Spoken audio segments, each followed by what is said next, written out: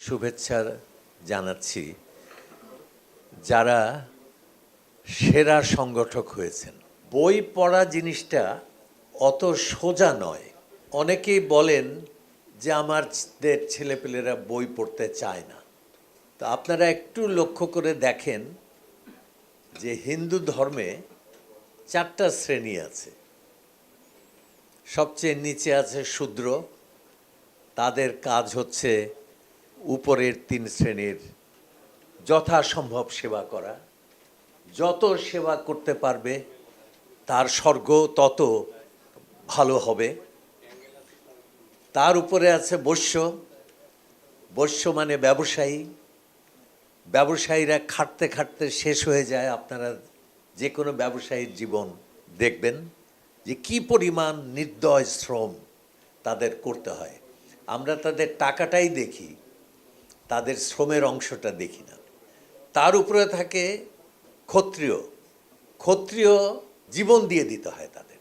ক্ষত্রিয়ের এমনি প্রচণ্ড তার দায়িত্ব। এবং সবচেয়ে ওপরে কে থাকে? ব্রাহ্মণ। এখন প্রশ্ন হচ্ছে যে এই ব্রাহ্মণ লোকটা করে কি?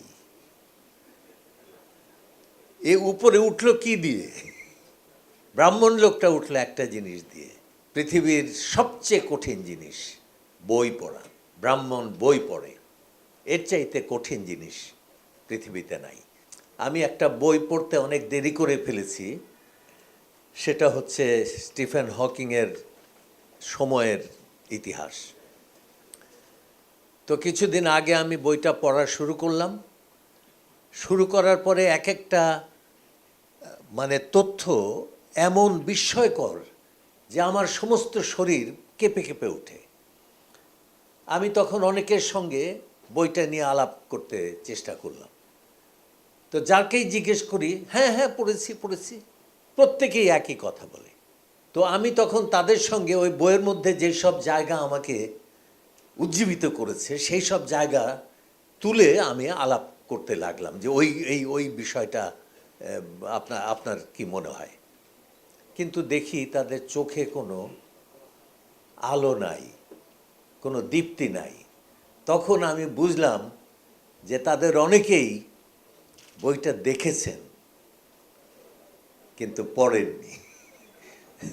যেমন আমার সেক্রেটারি সাহেবের যেরকম হয়েছে, অসুখের কারণে ডাক্তার বলে দিয়েছেন সব খাওয়া বন্ধ।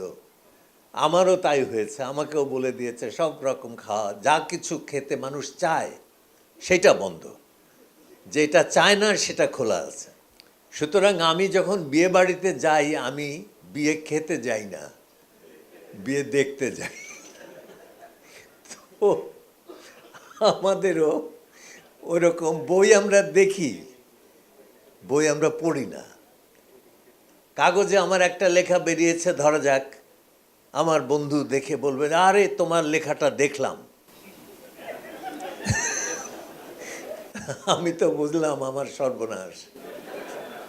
উনি দেখেছেন কেমন, উনি পড়েননি যে সেই কথাটাই বললেন ভালো সুন্দর শব্দে যে আমি দেখেছি। তো এখন বই পড়াটা খুব কঠিন। সবচেয়ে সভ্য সমাজেও পাঠ্য বই পড়া কিন্তু অনেক সোজা, কারণ পাঠ্য বই মানে টাকা। লেখাপড়া করে যেই, গাড়ি ঘোড়া চড়ে সেই। সুতরাং পড়তেই হবে গাড়ি ঘোড়া চড়তে হলে, এবং না পড়তে চাইলে পিটিয়ে পড়ানো হবে। কিন্তু মুক্তি নাই, তোর গাড়িতে উঠতেই হবে। সেই বই না পড়ে কোনো পথ নাই। পরীক্ষা আসলে মুখস্থ আজকাল একটু কম হচ্ছে সৃজনশীল প্রশ্নের কারণে, কিন্তু তবুও আমার মনে হয় যে অনেক গাইড টাইডের কারণে ওইখানেও কিছু ন্যা আছে।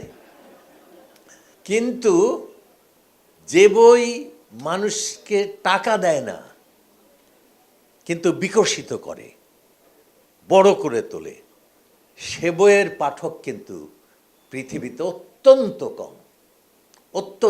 এই যে আমরা যে বইগুলো এই শেখায় প্রকল্পের আওতায় পড়াচ্ছি, নিজেরা পড়াচ্ছি, আমাদের ভ্রাম্যমাণ লাইব্রেরির মাধ্যমে পড়াচ্ছি, নানানভাবে যাওয়ার চেষ্টা করছি, সে বইয়ের পাঠক পৃথিবীতে যদি 100 জন লোক থাকে তার মধ্যে 6 জন এই সব বই পড়ার ক্ষমতা রাখে, পড়ুক বা না পড়ুক।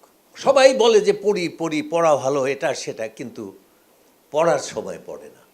কারণ এটা একটা অত্যন্ত যে বই মানুষকে বড় করে তোলে, নিজের চাইতে নিজেকে উপরে নিয়ে যায়, সে বই পড়া কিন্তু পৃথিবীতে খুবই কঠিন। আমরা যখন বই পড়ানো শুরু করেছিলাম আজ থেকে 40 বছর আগে, তখন আমাকে সবাই বলেছে, তুমি কি পাগল নাকি এই সমাজের মধ্যে বই পড়াতে যাচ্ছ? আমাদের দেশে সংস্কৃতি মনা সুরুচিপূর্ণ সুশিক্ষিত হিন্দুরা আমাদের ছেলেবেলায় দেখেছি বই পড়ত।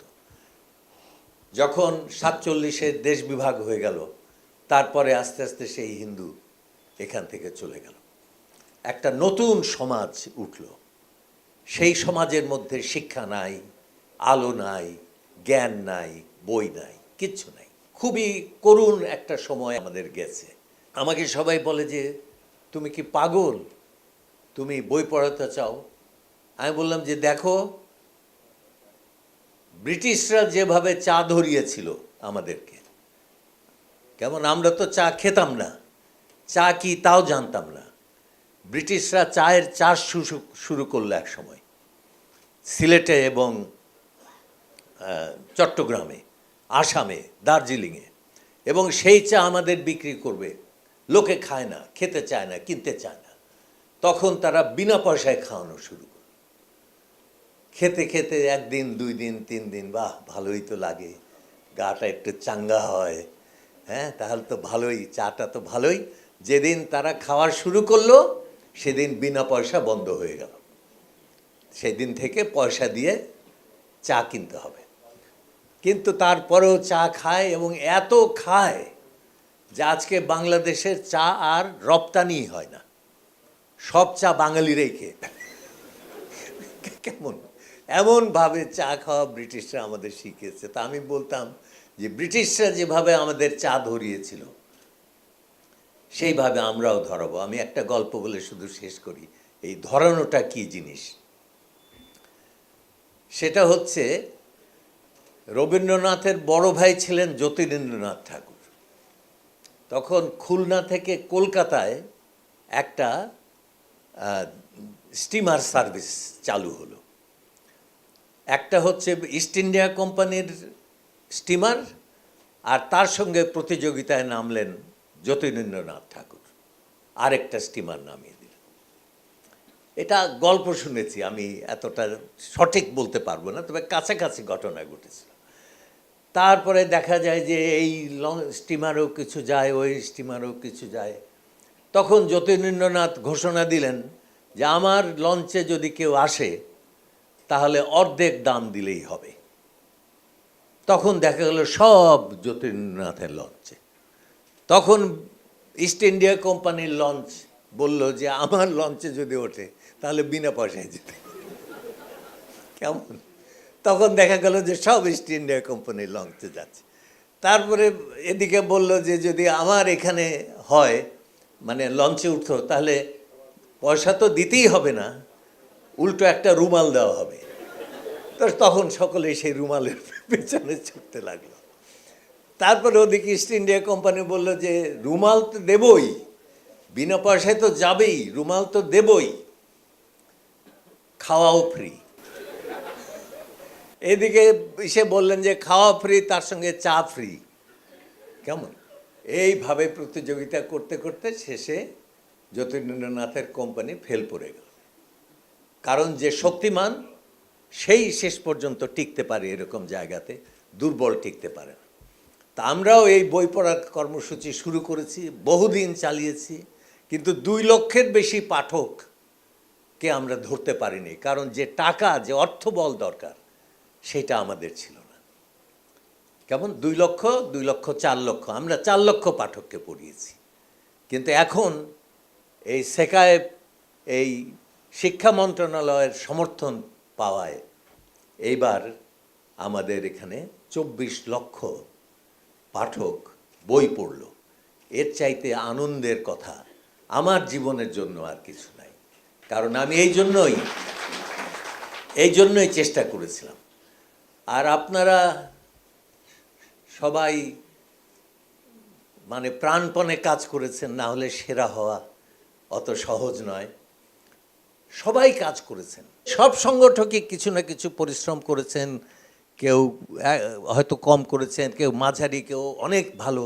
আমরা যেন এই কথাটা মনে রাখি যে শ্রম যদি দিতেই হয় তাহলে শ্রেষ্ঠ হতে হবে।